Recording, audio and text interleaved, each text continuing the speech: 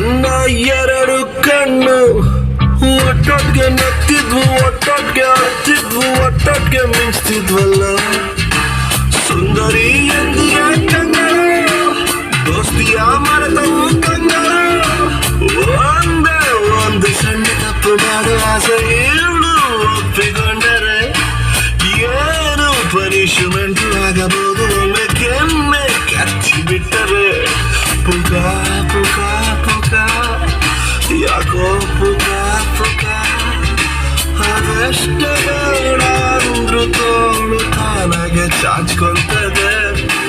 ಅದೆಷ್ಟ ಬೇಕು ಅಂದ್ರು ಕಿಸ್ಸು ಪೋಸ್ಟ್ಪೋನು ಆಗೋಗ್ತದೆ.